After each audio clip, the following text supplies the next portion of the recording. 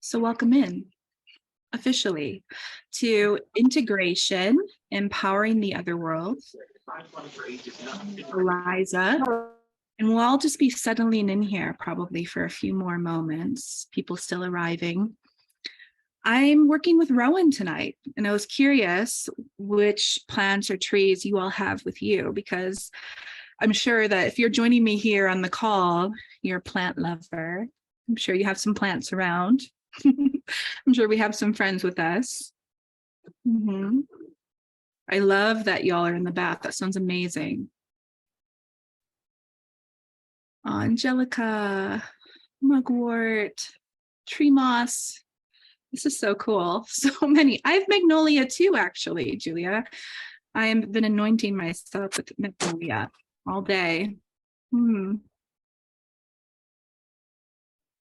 Mugwort. Dandelion, that's cool.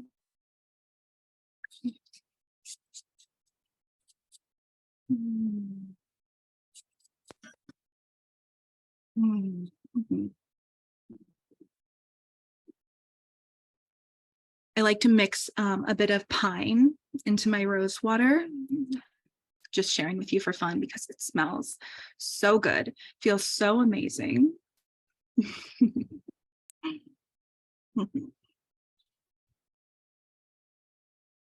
Okay. So I did make a sort of PowerPoint presentation for the seminar. People seem to like when I make them. So I did make one. Full disclosure, I'm not that great at following my own PowerPoints, but I'm going to have it. I'll have it up there.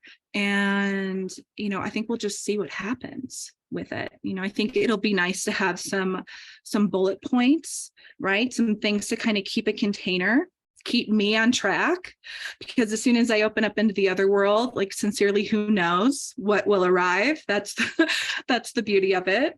So the PowerPoint will help me remember what we're here doing, and maybe it'll give a bit of a foundation or a basis as well to the other world, which is sincerely the void, right? Like a giant mystery. We don't know what's going to occur when we enter. That's the beauty, that's the power, the magic, the mother. Mm-hmm.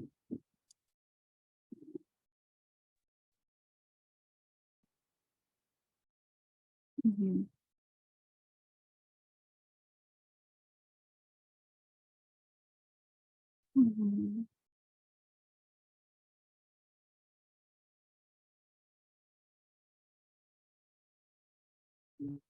So, for those of you who don't know me, I'm Eliza, and I hold online containers quite shamanically. So I'm going to take a few moments here just to drop in and really create a quantum temple, really create a place where all of our souls here can gather and meet. And so I'm going to take a moment and just kind of expand myself, awaken my dragon body, really ground into the earth, connect in with all of you in whatever way is appropriate, and extend us into a light pillar, send us into our light tree, our world tree.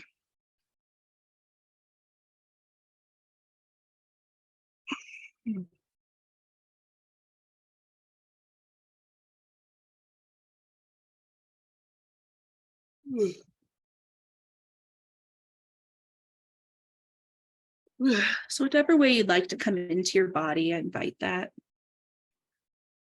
Come into the present moment.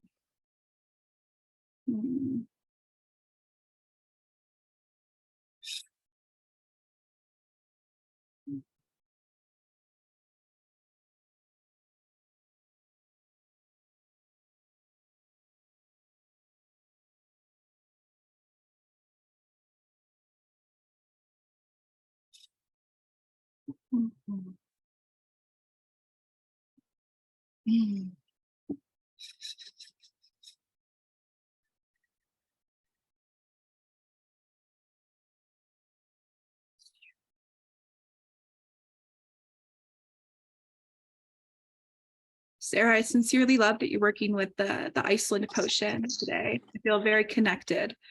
to Iceland through this seminar. It feels like such a great connection here.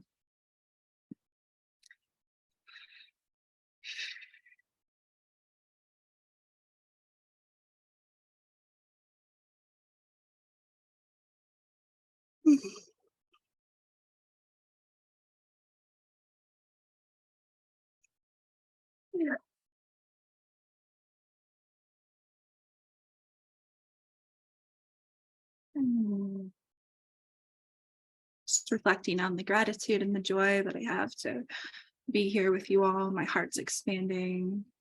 Feels really good to see you here, to have you here on the call. Thank you. So many friends from so many years past. Sincerely, hello.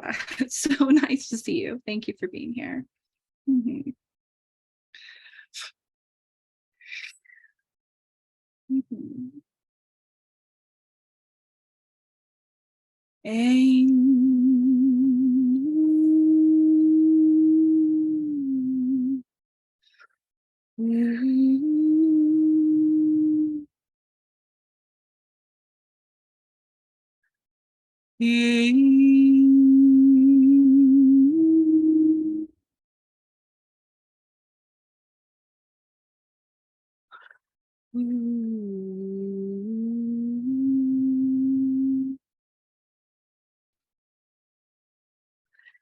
Ancient Rose Mother, be free, be free.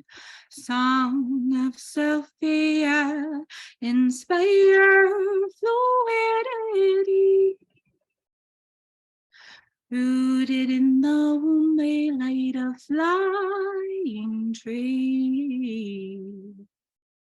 Living prayer of fertile divinity, divine fertility.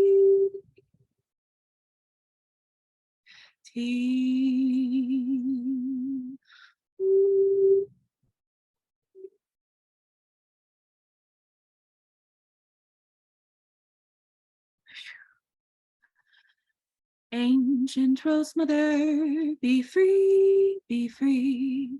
Song of Sophia, inspire fluidity. Rooted in the womb, laid a flying tree.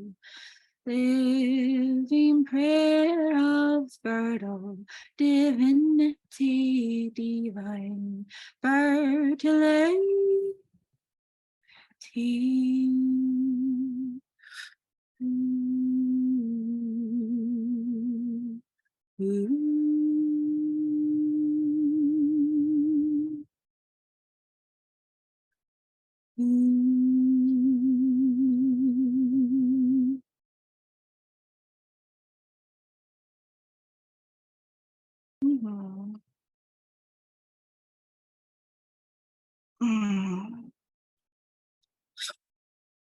May the presence of our ancestors be here, the ones who love us, hold us so completely, so fully. The presence of the other world, the presence of the Fae. And the Fae include the elven, the Fae include the mermaids, the Fae include the dragons, the stone people. Yeah? Include all of the elementals. May the power of the elementals who love us and keep us so safe, so respected, so sacred. May they join us this evening, be present with us.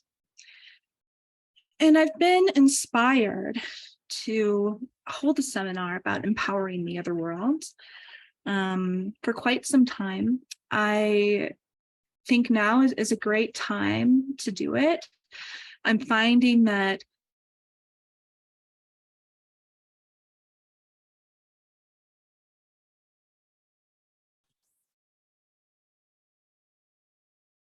Eliza, you're muted, love. Can you hear me? Can you hear me now? Yes. Was I muted the whole time? No, just for the last couple.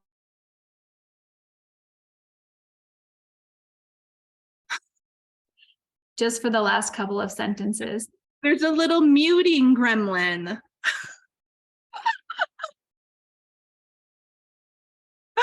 Hilarious. So if I'm muted again, let me know. I can see you, Stephanie. So if you go like this, I'll be able to tell.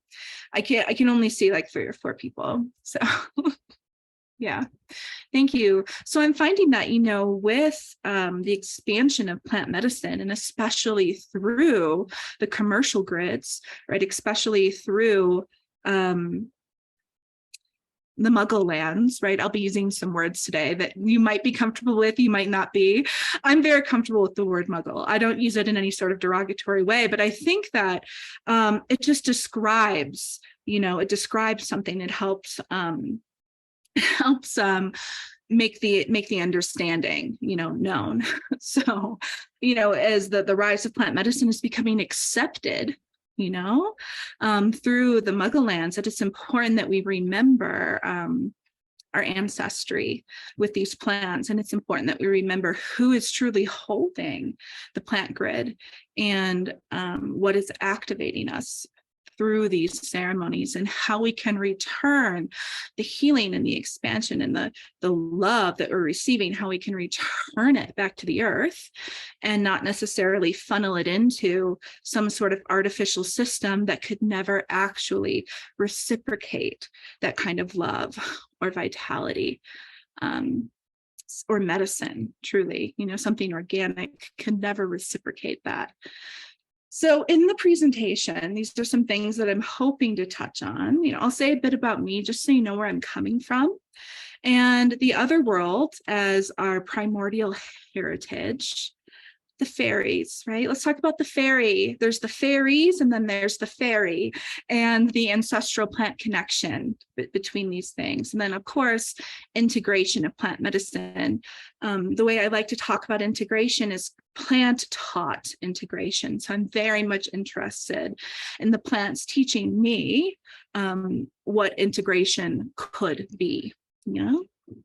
So just a note, I could talk about this forever. I could unravel this topic for hours and hours, recognizing that I actually have like a 2.5-year school that continues to unravel and get into the, the subtleties and all of that. But all of that can't be mentioned in just, an hour 15, an hour 30 minutes. So my sincerest intention here is that maybe one important connection can occur, right? Maybe there's a spark here, an epiphany there, or just a place in your heart that can feel met by returning to this place in your ancestry, by returning to the Fae and letting them lead.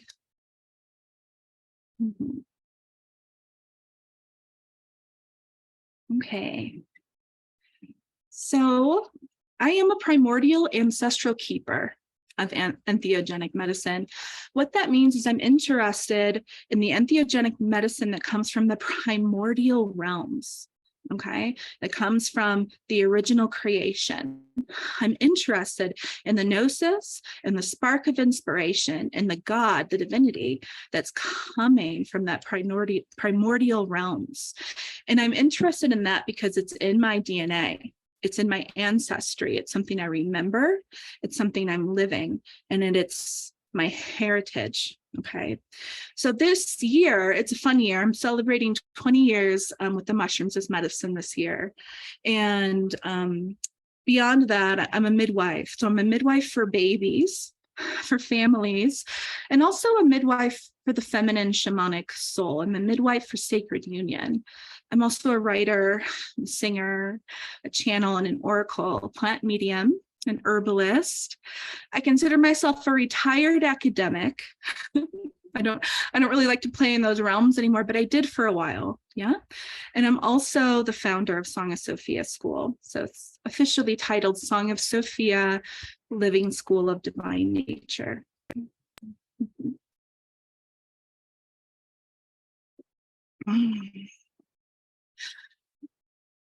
I suppose before I dip a little bit further into the other world, I'd like to speak about my intention for having this sort of, seminar in the first place, a little bit deeper from where I'm coming from, and even like why, it's important to me, why I value this sort of relationship with the other world, with the Fae and the plants.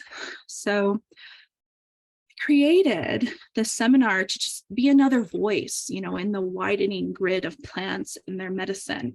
I haven't always been interested in being a voice that a lot of people can hear. I really do like intimacy. I like, having people over to my home and having tea and nice meals and just journeying with a few people at a time really brings me such joy. That sort of close-knit, tight soul family vibe is really where I'm most comfortable.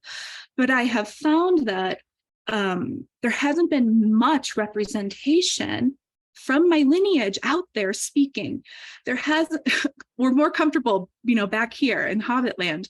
There hasn't been too many of us that are like going out there and really stretching our wings and bringing this sort of voice into the conversation. Yeah. Bringing this sort of awareness into the conversation. And, it just felt like time. The plants have been working with me in so many different ways, and how to be an oracle, and in a way that I'm comfortable doing so. They're so gracious, they're so generous. So this is really an opportunity for me to expand my wings a little bit and to share a little bit more of the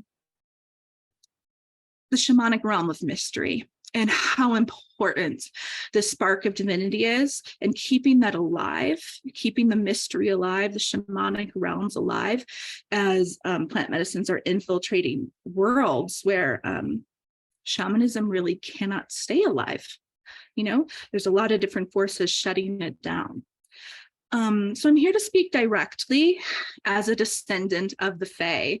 And we don't hear a lot of people saying, hi, I'm a descendant of the Fae, everywhere we go, but I'm prepared and I'm ready to speak that and really own that and know what I'm saying, and sincerely mean it from the depths of my heart. As I'm speaking it, I'm ready to be that person. And if you also feel your Fae ancestry and you feel you are also a descendant of the Fae, I invite you, to speak that.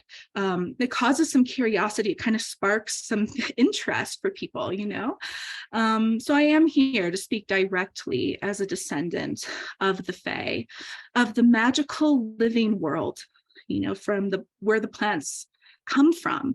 I'm here to speak from the world where the medicine that's actually, flowing through the plants comes from. I'm here to position myself in the other world and speak directly from our Gaian elders and speak directly from our ancestors, our magical ancestors. So my voice comes from my DNA, comes from a really close-knit relationship with plant medicine. And that means for me putting the plants first. Okay, so I'm really interested in putting the plants first.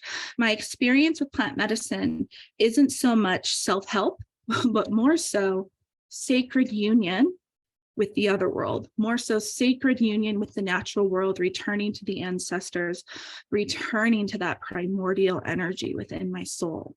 Okay. And so I'm speaking from that imaginal realm, a realm where so many things are possible, a realm where creation is just booming with potential. And so for the Fae, for the Fae descendants, this is actually the ordinary realm. This is where things are just normal for us. This is our ordinary realm, right? So the primordial realm, the first realm, the vibratory felt realm, is where I'm speaking from. And I'm holding this through a Grail lineage. All right. So you might have heard of the Grail. I'm holding everything I'm bringing through just from a lens, from a frequency of the Grail lineage.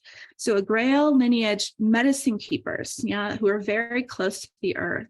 And I hold a lineage that remembers a world before this one now. So my lineage holds magic that didn't fall in the fall of consciousness. My lineage holds magic that has been kept intact through all of the different wars and conflicts and artificial overlays put on the earth. My lineage is still beneath all of that, sincerely, underneath, way down in the earth, where the artificial, and the word I'm going to use here is very purposeful, where that artificial insemination cannot reach. Yeah. So I'm speaking from a magic that is organic, that's reciprocal, and is interested in honoring plants and their divinity. Okay. Interested in supporting ways of plant medicine, interested in making sure plants don't become even more controlled by inorganic constructs, whether that's physical or energetic. You know, I'm in full support and stewardship of plant sovereignty. Yeah. Returning the divinity to you and me, returning the divinity to the Fae, the Gaian ancestors, you know, the true keepers of this planet. Mm-hmm. And so with that said, everything I say might not resonate, or it might not be for everybody. You know, I absolutely respect that. The reason I wanted to go through where I'm speaking from is so you can, of course, locate yourself and see how you receive and where you're speaking from. And we could all be in our own perfect place on the grid. So as I share, you know, where I know I am located, perhaps that can bring awareness to where you're located, you know, and your lineage, how you relate to the plants and how you relate to the other world and the Fae. Yeah. And also, if at any point in time you're not quite sure of the language that I'm using, feel free to, you know, kind of ask in the chat for some clarification. And I'm sure there is a Song of Sophia sister in here that can help define back in the chat for you, or help give a little bit more context to whatever these words are. I want to make sure we're all on the same page, you know, that there's some understanding here. Mm-hmm. Mm-hmm. Okay. The other world. Just when I say it, it brings me joy. You know, it's such a homecoming, such a soul resonance. And the other world is truly, it's so vast. It's vast, it's multidimensional. Okay. The other world that I inhabit is the realm of the primordial dream. Okay, but there are so many realms within the other world. It's vast and multidimensional, and whatever culture, you know, you're coming from probably has their own way of relating to the other world, you know, probably has their own way of relating to this realm of the primordial dream, or realm of divinity, or the realm that's just behind this veil here, you know, the realm that is where all the creative potential is stirring and spiraling, you know, in our beautiful mother's cauldron. So we all have different ways of relating to this fertility, this world with this vast fertility, vast potential, the dreaming. Okay, but in a sort of northern ancestral view, in a, if you will, Celtic view, or more so Druidic viewpoint, yeah, the other world is the realm of our Fae ancestors. And my particular ancestry, my Indigenous European ancestors, refer to our family portal of the other world as the fairy. Okay, so I know we all know fairies. So there are literal fairy beings, and then there's another entire portal within the other world, also called the fairy. Okay, and so the fairy is, in my experience, in the way that I tend it, because we're all coming in from our own place on the grid. Yeah, so the fairy for me is like a crossroads for the immortals within the other world.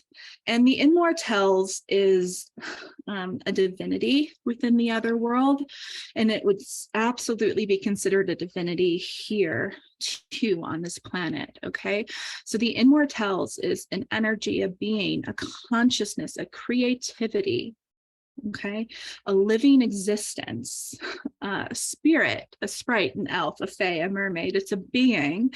An immortal is a being. It can also be a human that is so married with the earth, that is so emerged into the Gaian frequency, that is so flowing with the organic reciprocity of this planet, that they are rebirthing in every moment, that they are returning to innocence in every moment. Okay, so immortality, from my ancestral knowing, from the way my Grail ancestry DNA speaks it to me, is it's returning to innocence in every moment.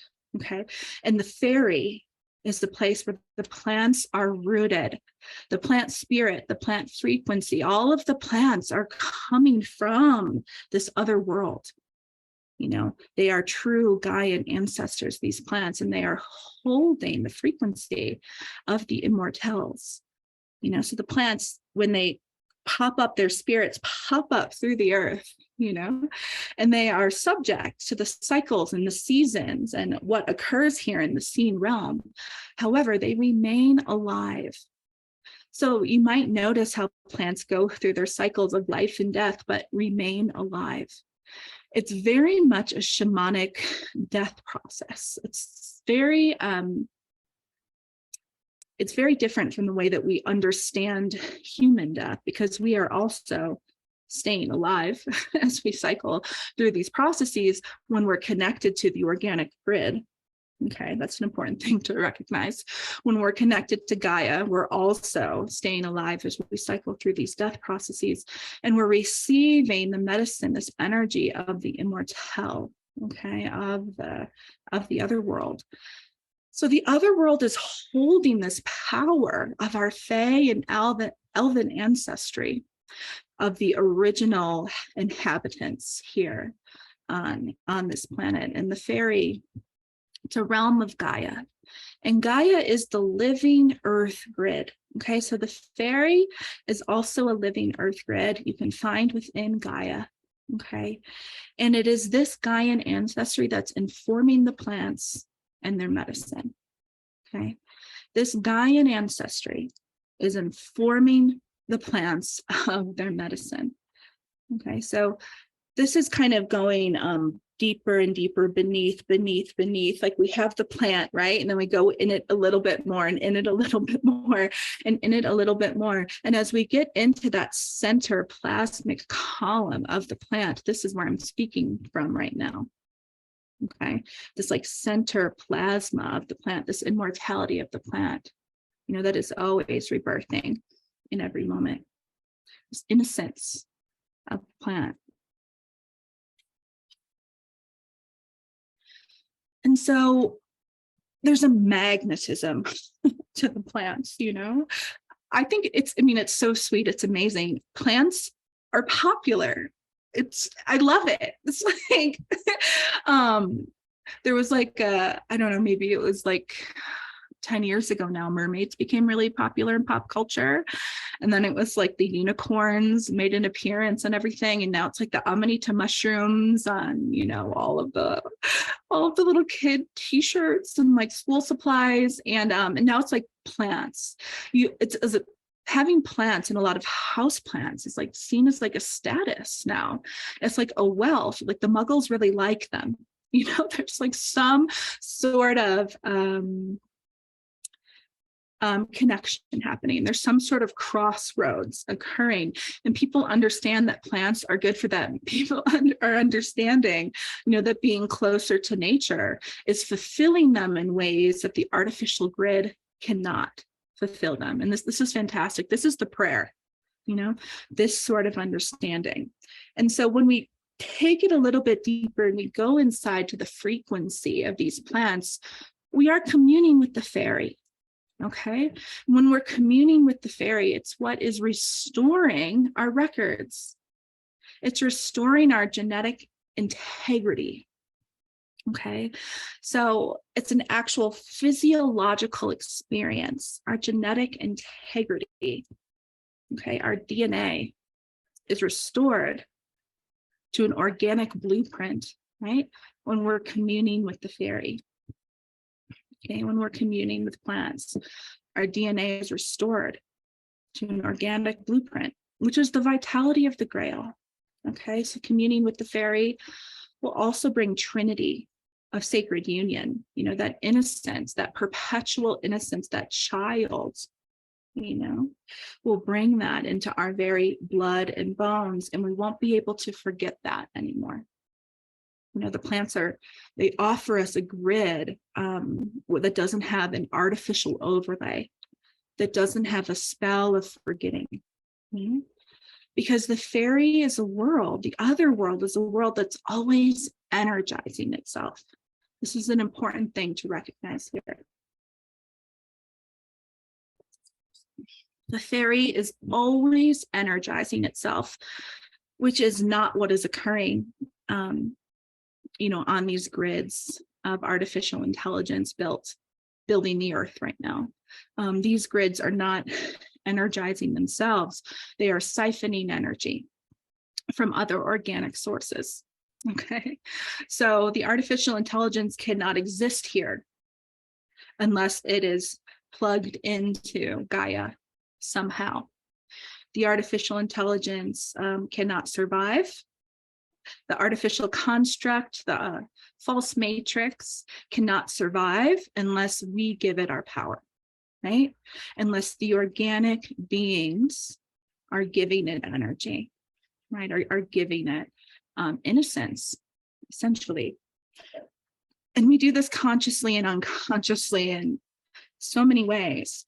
But what's incredible is the other world understands this, in ways that in my human embodiment, I can lean into and feel, but don't understand in the way that the other world fully understands. I'm interested in the other world telling me how to integrate plant medicine. I'm interested in the other world teaching me,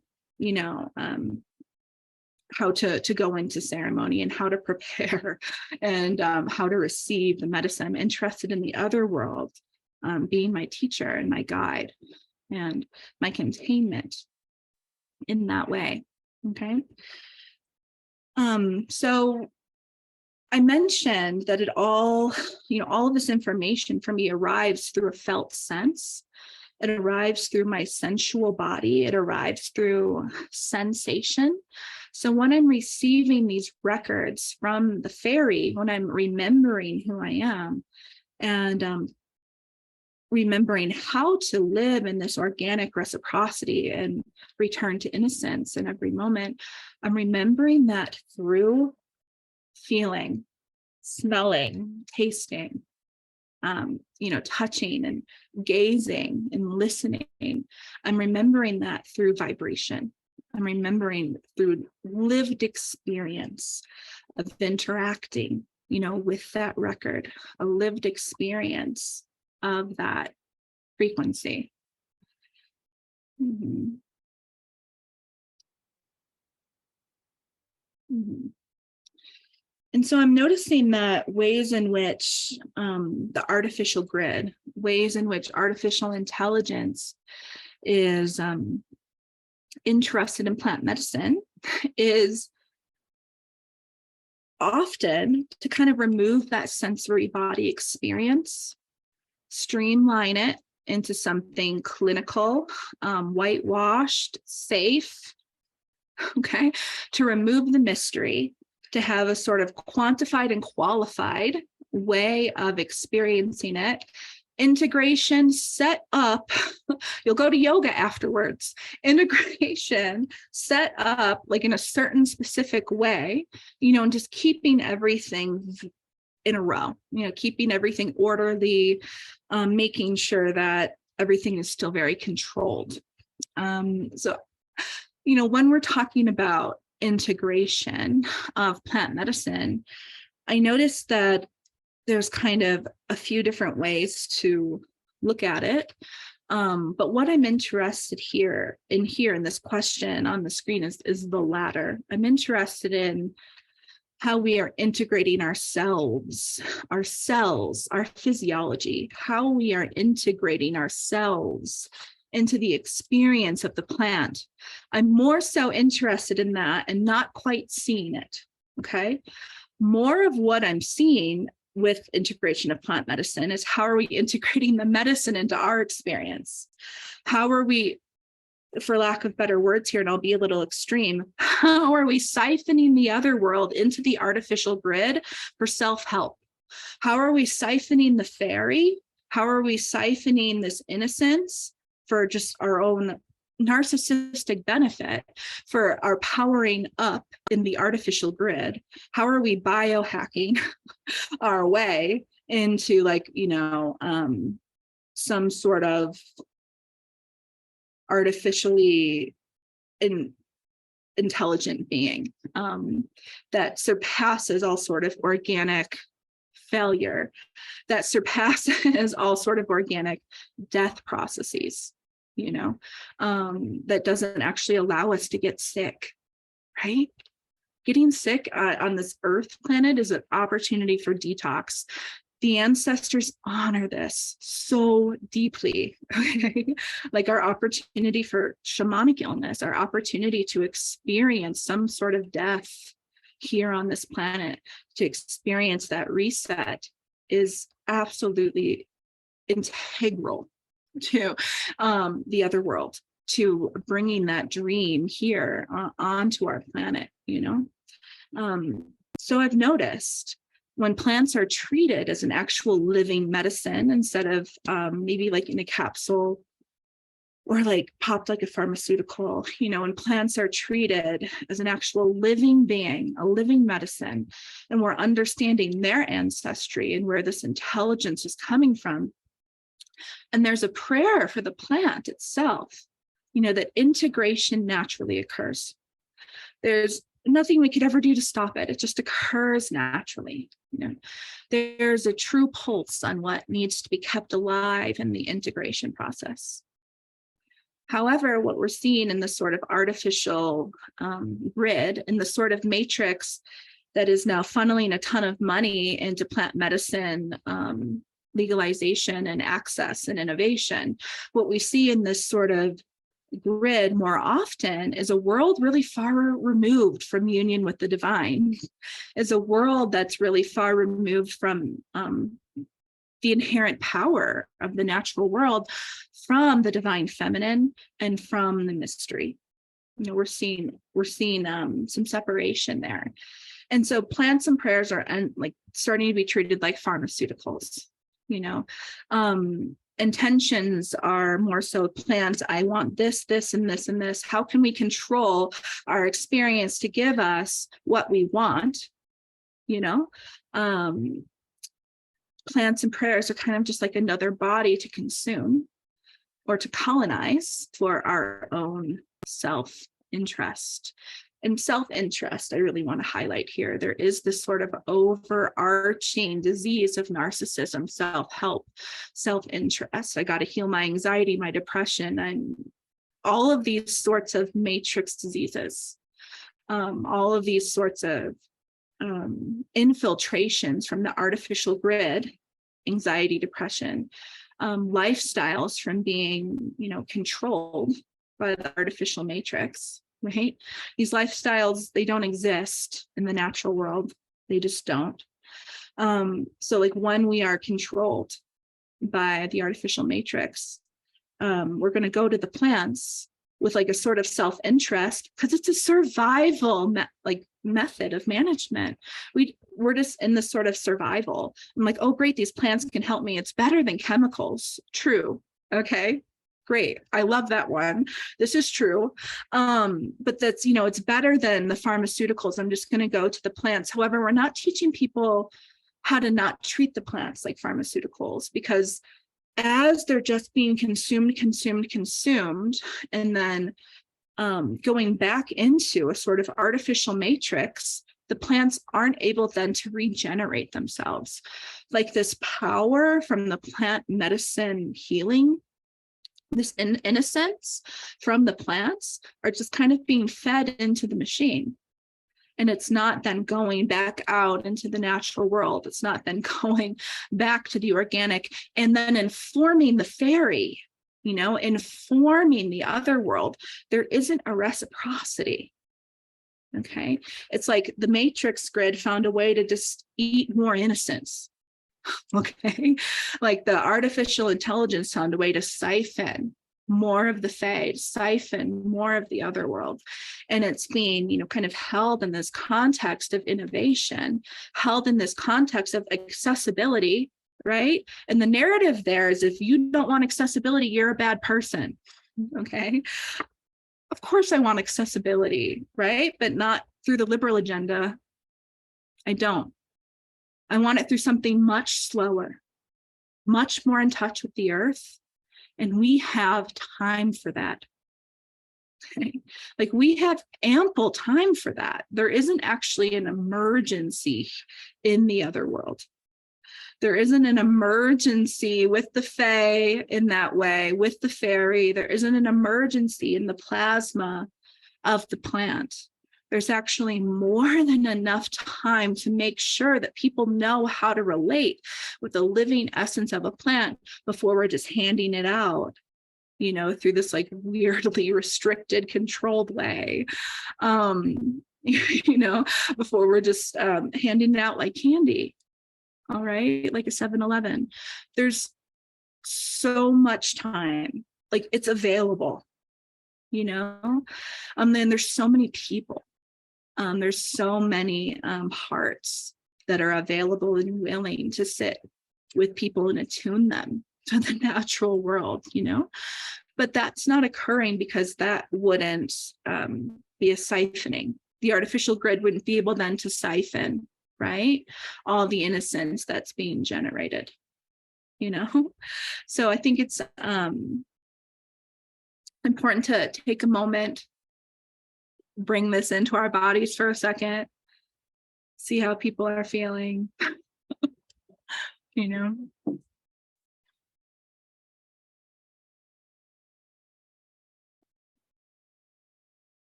Smell a little magnolia.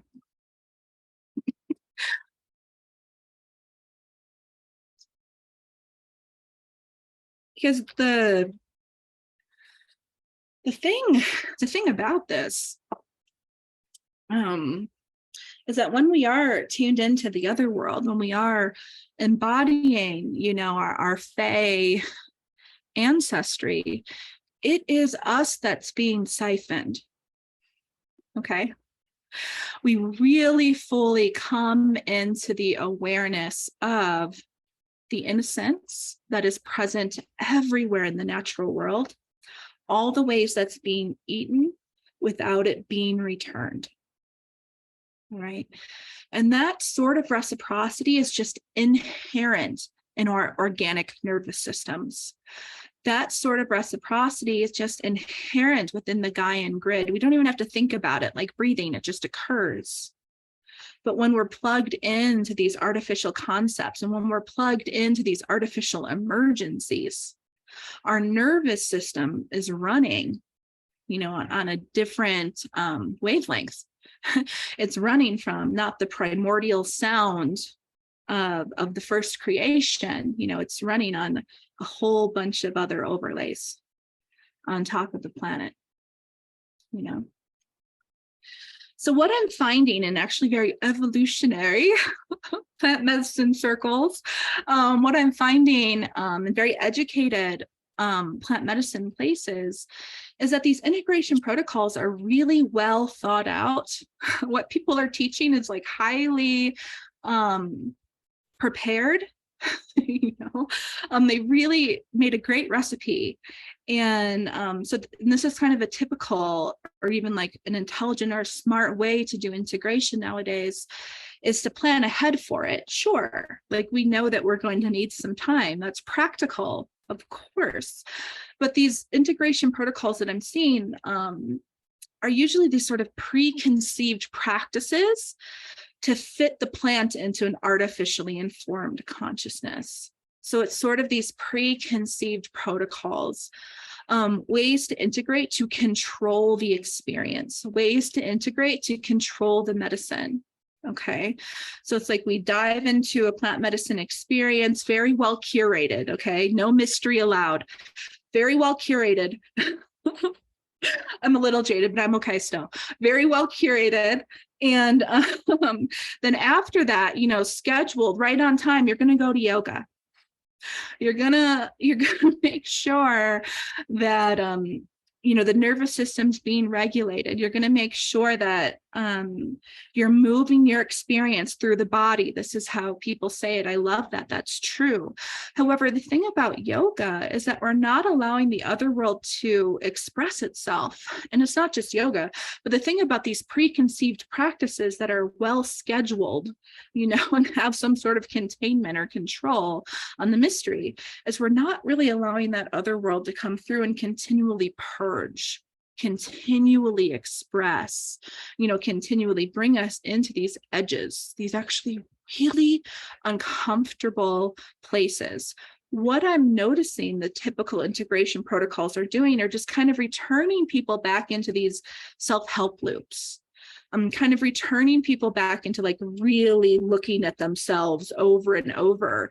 And it's kind of narcissistic, honestly. It's like continually looking at like their own issues and wanting to better themselves, like continually examining this wound. In the other world, that doesn't really translate, that doesn't really make sense. The other world would say, like, let's keep all this open. Okay. The other world's like, hey, like, let's see what happens now that you have these plants streaming through you. The other word's kind of like, are you going to malfunction, robot? Are you? Is it time yet? Of course, this is seen, as dangerous. And for people that aren't attuned to shamanic consciousness, or people that haven't been initiated, right? These sorts of experiences are seen as dangerous, and we're going to try to control that to make sure that that doesn't happen. We're going to try to control that. So a way we've been taught about integrating prayers and plants in the West, I'm finding, is usually just a Band-Aid for a much larger poison, because it's just focused on self, which is wonderful. I mean, mystics, we want to get to know ourselves, of course. The more we know ourselves, the more we know this holographic universe painted around us.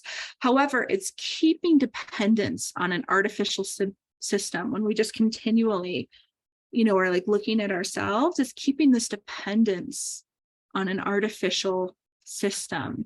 These integration protocols are keeping a dependence on an artificial symptom and system. All of this energy is coming into us from the other world. And then we're just going to sort of like robot it out through whatever sort of integration protocol there is. Okay. So when we empower the other world in our integration processes, we are empowering listening to the moment. We are empowering spontaneity. Okay. We're making sure the magic is not siphoned into a system that could never sustain us. We're making sure that we are giving back to the plants, giving back to the other world, giving back to the organic life. And it really can just be as simple as asking the plants, like, okay, now what? Okay, plants, I need you to take up a little bit more space.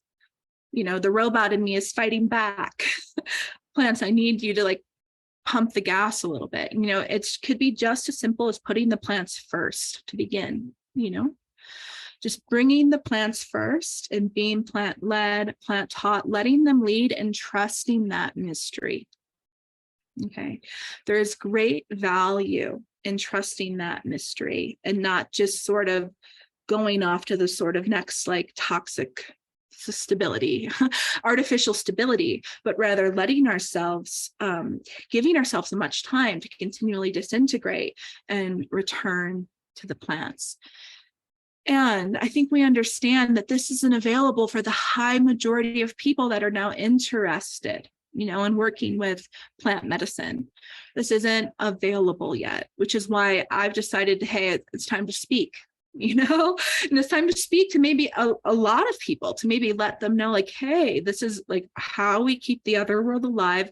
This is how we satiate the plants. This is how we initiate reciprocity with the organic world, and not just facilitate plant medicine ceremonies that are informing the artificial construct. Like, how are we going to make sure that we're keeping these plants vital, healthy, God, right? Deity, divine,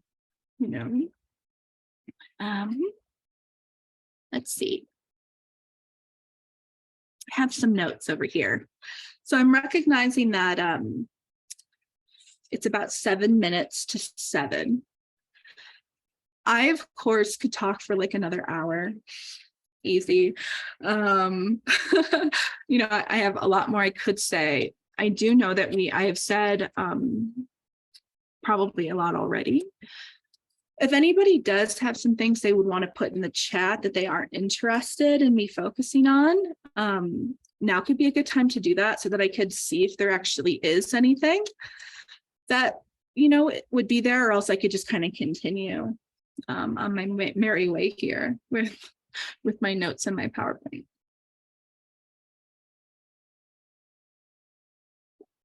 Mm-hmm.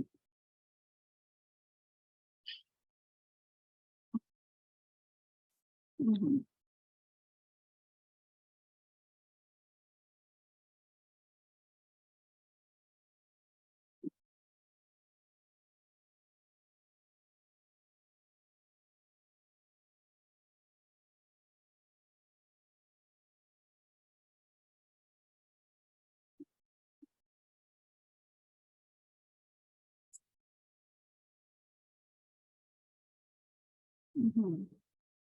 Wonderful. These are good.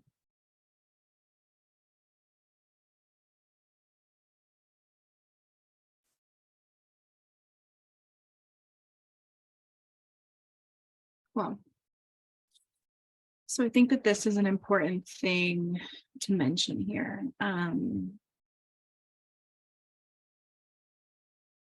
About controlling the wound. Yeah. So what I've been speaking about is kind of the educated perspective on how to approach integration, and how that isn't necessarily the initiated perspective on how to approach integration. And of course, there's going to be many different places for happy mediums in there. But what the purpose of what I'm bringing forward today is just focus on the initiated perspective, and really give it give that an opportunity to speak and to shine through. So in an integrated or in an initiated perspective, integration is always occurring when we are connected to Gaia. Okay, so there's always this continual flow of innocence. There's always this continual energetic reciprocity, from the earth into our bodies, from our bodies back to the earth. Okay, this is a flow that is always occurring, and this is reciprocity is the same thing as integration. Because when we have this movement, okay, this constant tone around the wheel, we are actually spinning, with the planet and on her pulse, right? Slow enough to merge with her, our nervous system will be integrating naturally. The wild will be in control, okay? The wild part of us that we could never control will be in control. Okay, we will just be witnessing our body like an animal responding to these initiations, these activations, these invitations for life, for creative potential. And I noticed that the Western educated relationship with plants and prayers are really informed by a sort of force of control, and like a need for self-help, a need for bettering, a need for medication, a need to control the wound. Okay. And through that, there's like a sort of escapism. Okay. There's like a flight response. So the way that ceremony is held is like an opportunity to escape and move into the liminal, but then definitely bring everything back into this artificial grid that we find. Okay. So the way that the sort of educated version is going on, it's like bringing people out, into the other world, bringing them into these liminal spaces of creative potential and ancestral relation and innocence and epiphany and awareness, ordinary reality, right? Bringing them into the places beyond the veil, bringing them into what's ordinary and organic. But then these sort of educated realms will then bring them back into artificial reality instead of allowing the other world to integrate itself and then form a reciprocal relation. It's sort of like from the artificial grid into the other world, back into the artificial grid. When we're going from the other world back into the artificial grid, the other world then has like nowhere to go other than be infiltrated into this artificial grid that could never give back to it. So there's no reciprocity there. So anytime we're attempting to control a wound, okay, anytime we're attempting to control the creative potential, to control the void, okay, to control the mother, to quantify or qualify the feminine, okay, anytime we're trying to make sense of an experience and bring it back into this artificial matrix, okay, a great example of this, and I want to be tender about how I say this, is so people go into the other world, they experience themselves as everything, of course we are. They experience themselves as everything, as teachers, as mothers, as fathers, brothers, sisters, students. Hopefully they're also getting to experience themselves as an enemy, as a predator. These are very important journeys to understand and to have. Experiencing themselves as the problem, right? The conflict. We're able to experience all of these different dynamics of all of self. And so they move into that space, they bring it back, and then they're trying to make sense of it. And now they're projecting themselves as an authority of like the plant realm or something. Ayahuasca told me to lead ayahuasca ceremonies. Something like this. I want to say this with tenderness, because of course, when you were in the other world, you felt all of that potential and who you are and what all of these cellular bodies are doing together, swimming in this primordial innocence, right? In this grail, in this fluid. Of course you felt it, but now you're bringing it back here and trying to make sense of it. And now you're leading ayahuasca ceremonies, uninitiated, but highly educated. Okay? Now you're a therapist, trying to integrate ayahuasca ceremonies, from this really educated artificial grid matrix way. You're not these are not actual initiated individuals. And there isn't reciprocity with the organic world in these sorts of trying to make sense of the other world and the artificial. There isn't an actual reciprocity there. Something's not quite right. It's not quite fitting. And so usually a way to tell when the reciprocity isn't occurring is that there's probably an emergency of some sort. There's going to be an emergency. There might be a fight. There might be a flight. It's got to happen right now. Everybody's got to experience this. There's all sorts of things that can come forward through that emergency. We got to grow enough mushrooms for the entire world right now. There's all sorts of ideas that can come from trying to translate the other world into the artificial grid. It's distortion, okay? And I invite these sorts of recognitions to just come for you in your own time, but it's an attempt to control the wound. Okay, it's not like an organic unraveling of what's occurring. It's not an organic unwinding. It's like, oh, I got a plan. It's going to happen. I'm in my front body. I'm going to do it. I'm an authority on this. It's it's so many ways we don't even realize we're doing it. And so when you're interested in being in reciprocity, I think it's important to pause. Okay. Slow down as much as possible. Okay. Give yourself the support and the space you need to unravel a little bit. I recognize that this isn't available for the high majority of individuals, this sort of space to go into their crazy, right?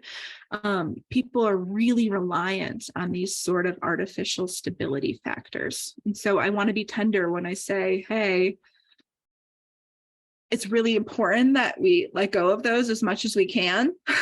I understand that this all won't happen immediately. It's going to be a process, but it's important to find ways, find spaces, find initiated holdings, to slow down as much as possible, really lean into the earth, continually return to an organic vibration, continually return to removing the emergency and removing the control. And anytime like you pop into your front body and like think something needs to happen right now, or this is what's occurring, or I have an idea, maybe just let that go. You don't even have to keep track of what that was, and just kind of funnel back in, into this sort of otherworld place, into this cocoon, into the void, and not need to know what's going to happen. Just really trying to trust the mystery and not necessarily make sense of what's occurring. Just being there and letting it occur and soaking it up bit by bit, like food, into all of your cells. And then asking the plant, hey, could I do anything for you? Is there anything that you need? Really communing with the other world and saying, hey, I have all of this information now. What? Right? Like, now what? I have all this intelligence streaming through me, other world. I want to ask you, now what? I don't want to go to some sort of artificial construct and say, now what? I want to go right back to the plants and say, okay, now what? Yeah. Mm-hmm.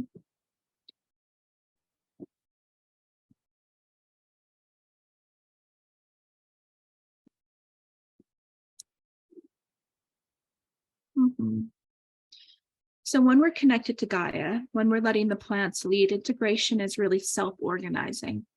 It just occurs. A self-organizing movement. Okay, so it isn't about like new tricks of the trade or like this innovative methodology. But that'll feel really good to an ego that can't handle mystery. When the void is scary and we actually don't know who we are or what's going on. A new trick of the trade or an innovative methodology might feel really safe to us, might feel stable and secure. But coming from a Gaian initiated perspective, true integration is undefined. We have no idea. And that's the beauty of it, because it's just birthing itself in every moment. It's spontaneous. You have no idea. And this is pure creative potential. This is what brings us outside of the confines and the conditions of these artificial grids. So true integration with plant medicine, it's undefined. We have no idea what's going to occur, but we can ask, what are we giving our power to? We can ask that. What grid are we stabilizing within? Really learn how to locate yourself on the grid sincerely.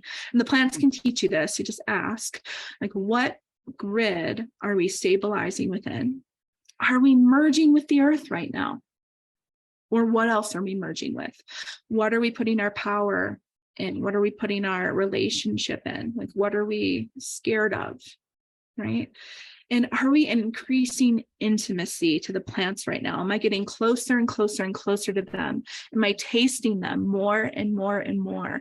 Am I smelling them more and more? Am I just allowing them to melt on my tongue and they don't taste bad anymore? They taste like plants. And I can't wait to like suckle their nectar.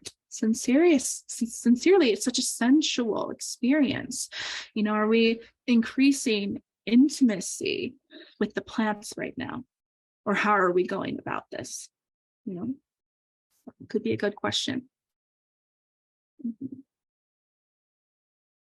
We talked about this. So I'm gonna see what the chat says.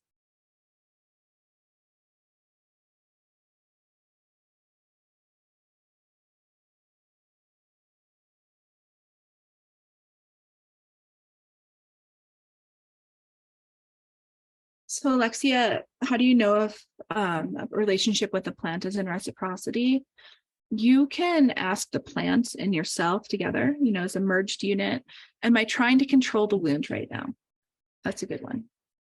You can also ask, is this organic or inorganic? And we have to slow down enough to listen. So if we actually aren't hearing a response, the reciprocity is probably muddled. Okay.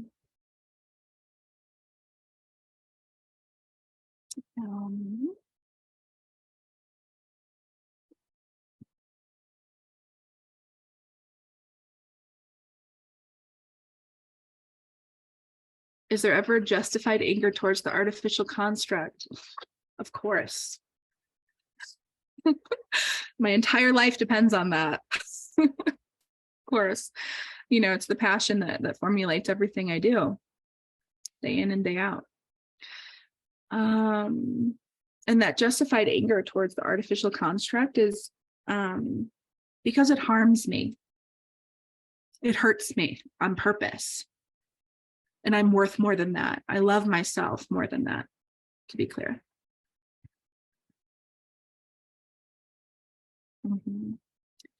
How do I imagine having a better integration and giving back to the plants? In my perfect world, in my most perfect world, I imagine nobody needing to go back to the enslavement.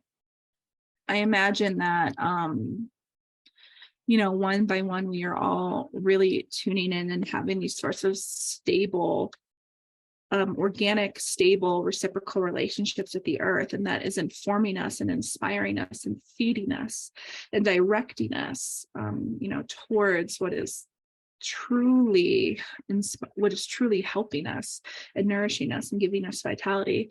So for a better integration, I imagine that hopefully that could all happen organically, that could all happen naturally.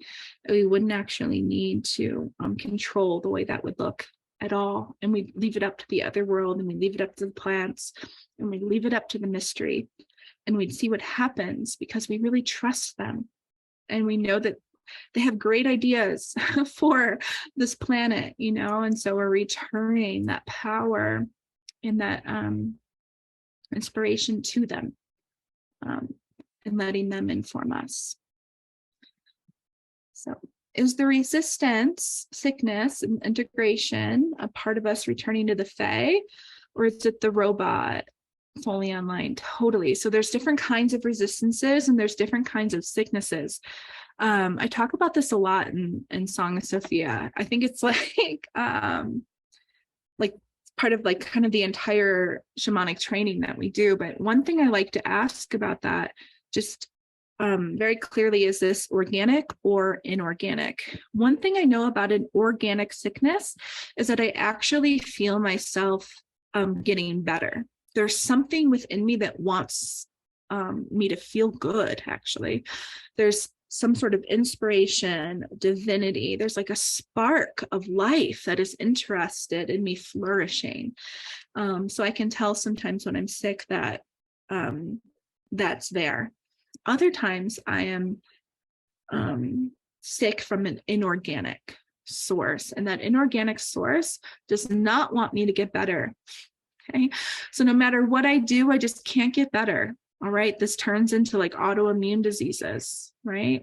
It turns into really long sort of shamanic illnesses where we're just plagued by different fears and entities and emotions. Okay, so if it's something inorganic, if it's something artificial, it will not allow us to rebirth. It will not allow us to recover because it's just continually siphoning our innocence from us.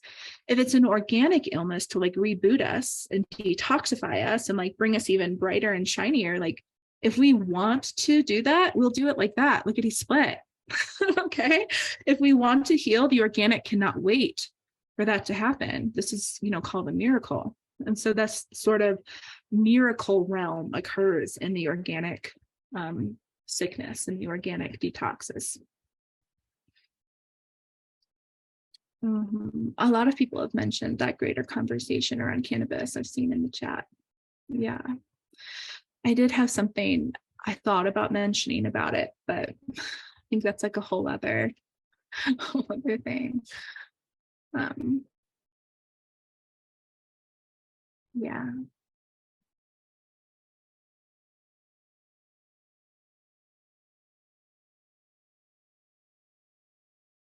Yeah. I love how Kat's bringing this forward. How some extremely high percentage of the world's seeds are owned by very few corporations. Yeah. Leading to a limiting amount of seed variation, mass production, and control of what we're able to access. Yeah, it's all genetically modified, right? So how do we even access the seeds, fruits, et cetera, if we don't know how to find them? I love that you're asking this. There's an entire community of people that are interested in this. There's an entire other world of individuals that are interested in accessing, the original sort of seed profile, and also working with the living essence of seeds, the living essence of fruit, the living essence of trees to return them to their original blueprint. So something that we do in Song of Sophia is we work with the Celtic Ogham, which is a sacred grove of trees. And we are reminding these trees who they are, okay?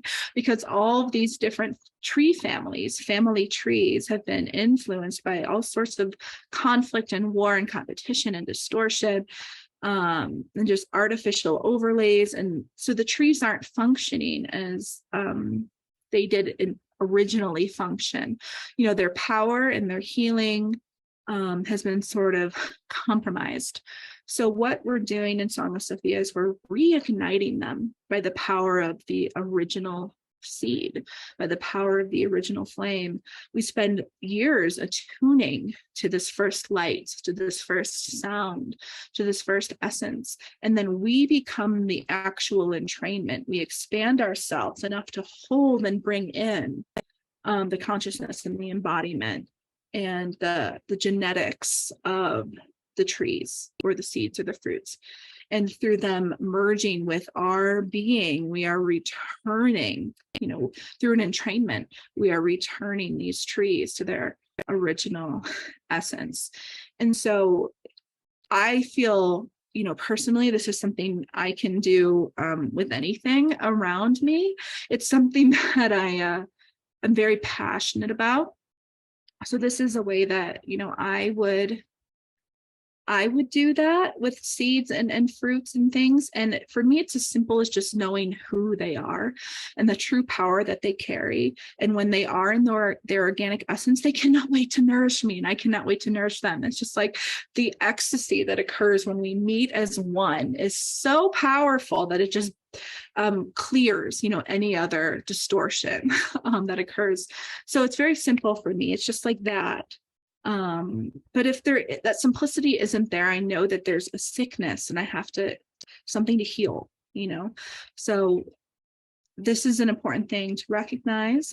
Earth processes are important, and not everybody has like the same sort of magic as everybody else. Other people will be actually physically searching for these seeds and these fruits, and I'm sure there are people on this call that have great seed access.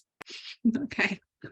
So if you're someone with great seed access, please leave your details in the chat. And also, I know an entire community, there's entire regions in Hawaii, Costa Rica, that are very interested in maintaining integrity of fruits and vegetables and seeds. So I could put you in contact with those people as well. Okay. Ooh, I love that. These are so good.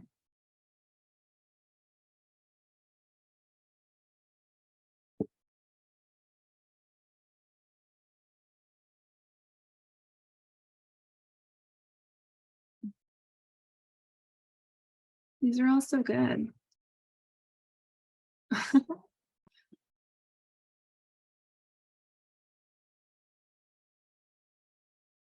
Oh, foxes.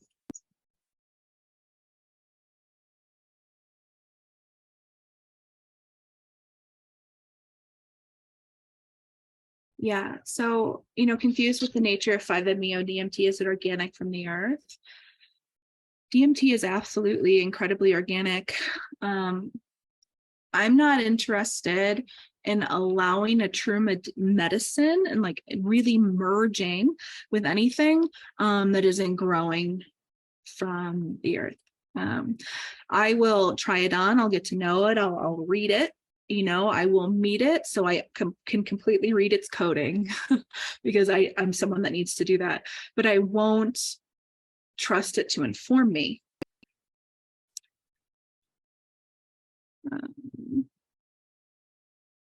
Is there a reliable way that anyone can tap into the Fae in our DNA? A reliable, totally. Yeah, I think it's just your trust in that and who you are that makes it accessible. Your continual sacred offering to the Fae in you, your continual embodiment, and bringing that Fae deeper and deeper into your embodiment that creates that stable entrainment for people to rest within, and it also activates the Fae in their DNA just by being around you, becomes a sort of entrainment, a sort of vibrational magnetism. Yeah, how to deal with inorganic illness, how to deal with inorganic sickness. Lovely. Yeah. That's also covered in the entire 2.5 years of Song of Sophia, but just a few things about that, because that's like a huge topic. I think it's important to recognize that it is artificial. Okay. For me, that's always a really big recognition when I can move into my cellular structure, move into my physiology, become witness to how I'm interacting with that artificiality, and then remove the place that's occurring. So whether that is an implant, or whether that is some sort of overlay, or maybe an experience that occurred to us when we were younger, like really come and see like where we've been bitten by the inorganic, like sort of where it's siphoning us, and then unwinding it from there. To unwind it, we have to know how worthy we are to be love and experience love, and like how worthy we are to not have to deal with any of that. None of that belongs to us, actually. It has nothing to do with us, but the inorganic sickness will continue to like infiltrate us with shame and like needing to continually look at ourselves and work on ourselves and find the wound and control it, and it's like this sort of continual loop. So I really like to put sort of flags on things, like when shame comes into my experience, I'm like, oh, that was inorganic, that doesn't even belong to me. Shame is actually not an organic experience, because we're like, when we're rebirthing in every moment, shame just doesn't occur there, but shame does occur in inorganic consciousness. So if there's sort of like a lot of shame around being sick, or like needing to hide it, or just being like, woe is me, or that sort of victim place, it's probably something inorganic, probably something that needs to be removed on an energetic level. And then the nervous system will need to come into reciprocity, will need to come into a sort of integration. And that can be a process of moving through the ways in which the body was poisoned. getting the nervous system back into a place where it's not poisoned can be a process. Yeah. So getting out of the loop of inorganic illness, I love all these questions. This is shamanism. How do we get out of that loop? It's called initiation. It's truly like offering ourselves to the earth, divine, returning to our ancestry and returning to a place on the grid before the inorganic infiltrated, before the artificial kind of flashed its shiny power at us and said, choose this, choose this, choose this. From the place of an initiated primordial Gaian, okay, from this sort of viewpoint, I witnessed a lot of people plug themselves into these artificial grids because they thought that they wouldn't hurt anymore. They thought that it was actually medicine. They thought that life would be like a better quality because there's, on the Gaian grid, we do have organic illness. We do have death cycles where, parts of us is infiltrated back into the soil, filtrated back into the soil, then comes back out to be reborn. We have these cycles through Gaian organic illness, and that can hurt sometimes. Our sensory body can experience sensations that are uncomfortable when we're at the edge of our consciousness, when we're at the edge of our existence.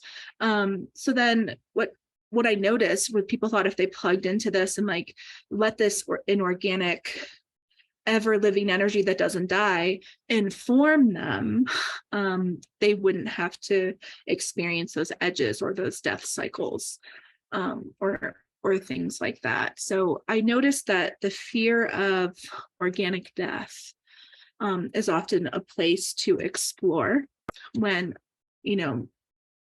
moving out of loops of organic illness, which is a big exploration. Yeah. Thanks for sharing that, Aja. And yeah, thank you, everybody.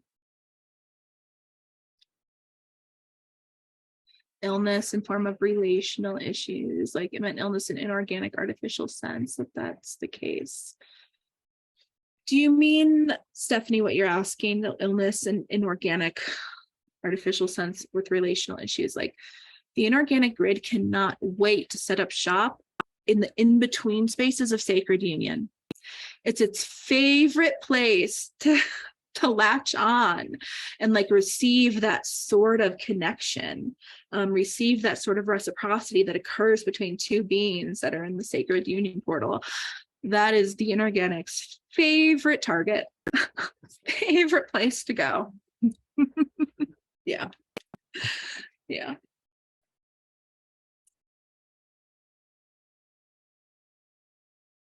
Oh, thanks for sharing that link, Erin.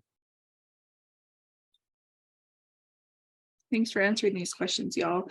Song of Sophia School in person for the 2 years. So Song of Sophia is online, it's in person, it's retreat, it's dieta, it's training, it's personal mentorship. I'm really interested in it being kind of undefined. I'm interested in people arriving when they're interested and seeing how that works. I really want it to be organic. How we have done it before is people have joined from like a 13-month online work, and some people made it through 13 months. Some people were like, they got what they needed in 1 month, 2 months, 5 months. It just kind of depends on what's occurring. And then other people joined with the intention to be in a very like sort of high touch in-person dieta mentorship for 2.5 years. Some people were only there for a month. Some people, made it for 2.5 years. I really trust, like whatever is occurring is meant to be occurring. And I am available, to teach in person and in training and diets. That's where I am best suited, is a sort of in-person ceremonial dieta experience. And then we have other teachers now that are going to be doing a lot of the online work. And the applications to register for Song of Sophia, there's going to be kind of 3 different ways to register. All of that's going to be coming about in September. But I think it's a good amount of time to really kind of secure the resources. Let your family know, hey, I might be like, in shamanic realm for the next 1.5 years. Do you have the support you need if I'm not available to cook dinner? It's important to let people know in your life that you're thinking about doing this sort of experience. It's important to gather resources to know that when we actually do dive into these sorts of initiations that are presenting for us, that lives can change. Lifestyles shift, okay? Relationships can shift. Ways that we're going about our day-to-day life can really shift. And so I find that it's important to like lean into these sorts of experiences for some time, to like touch in, move away, touch in, move away, to really find if it's something that you're interested in. With that said, there's a lot of support to make sure that you're held as you navigate the edges of shamanic life. What is a protector plant? It's plants that are very interested in making sure that you feel safe. Plants that are we all are doing different things. So are plants. So just plants that have a lot of interest and like a lot of experience in holding a grid and holding a container. Plants also that can help fortify your container while you are doing deeper work to make sure that like little inorganic bugs can't get in when you're not looking. Those are really helpful plants.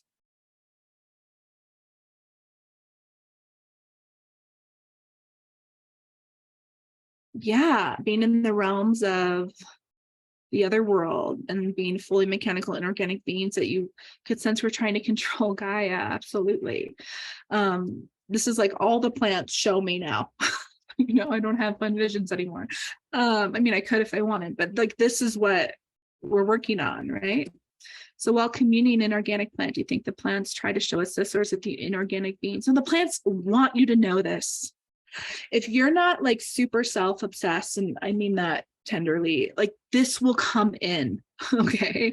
Like this sort of dynamic, this truth about how the grids are being ran and how things are being controlled and infiltrated, this will be very obvious in the plant realms, okay? And so if you're interested in the plants, showing this to you, you can ask them. And they will give you, what they trust you can handle sincerely. And also, if it ever feels like too much, make sure you let them know, like, okay, that was a lot. Can we do something else now? Like, I would love a bit of a break on that, Yeah, so many gears. So I found that this mechanical gear space is this very specific dimension of time, of space, and it's like showing you how that artificial grid is like making like this projection of time. Such an interesting thing. Yeah, the elves are just laughing in that realm too. They're just like, oh my God, you believe this? Mm-hmm. Aw.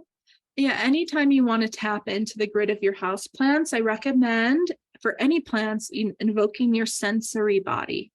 So the way we communicate with the other world sincerely, the way we communicate with plants is through our senses. So tasting, smelling, touching, gazing upon, admiring, appreciating, listening, any way in which you can become very intimate, with the plants is important.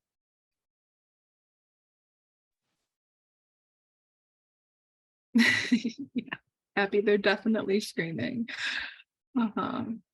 Yeah. Yeah. Thank you, everybody. There's lots more, that could be shared. I find that maybe I'll do a part 2 sometime, but it was great to get here and to hang out with you all. And sincerely, if you are interested in Song of Sophia, please reach out. And just thank you for coming. Thank you for joining. Thanks for listening to me speak about this. And the plants, thank you for showing up as well. And may the ancestors be with you. May the fae make themselves known. May the fairy be easily accessible, because I trust that you'll know exactly what to do when you're there. Absolutely trust that. Mm-hmm. Bye, everyone.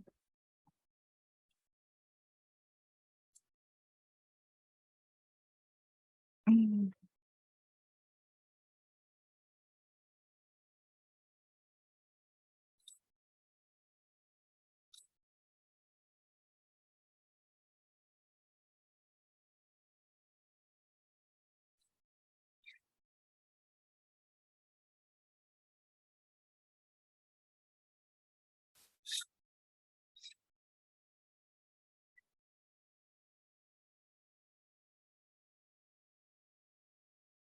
Anybody would like to find themselves, if you're still here, if you'd like to find yourself on the earth, just seal in the container, to seal in the energy.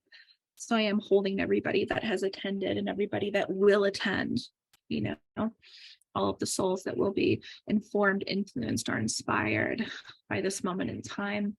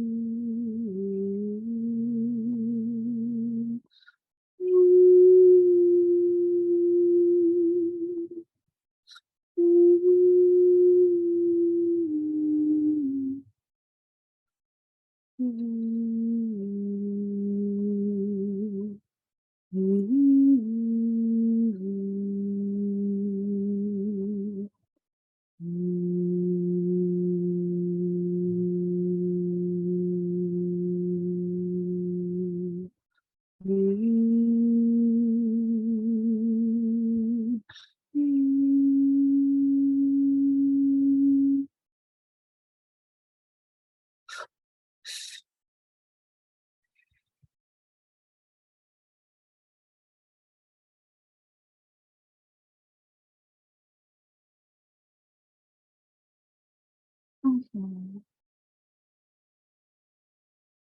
Wow. Mhm. Blessings on the mother.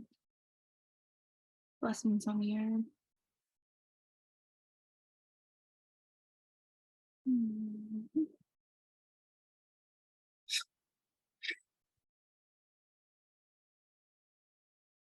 Thank you for joining, everyone. I'm going to sign off now.